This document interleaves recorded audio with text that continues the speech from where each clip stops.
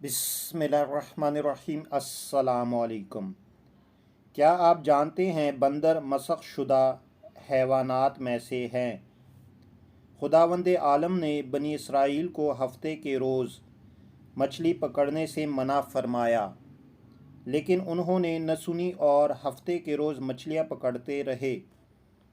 और उसके लिए तरीका ये इख्तियार किया कि वो जुम्मे के दिन जाल फैला देते थे और इतवार के रोज़ समेट लेते थे। खुदा ने भी उनको बंदर की सूरतों में मस्ख कर दिया और हर मस्ख शुदा जानवर की तरह ये भी 3 दिन में मर गए।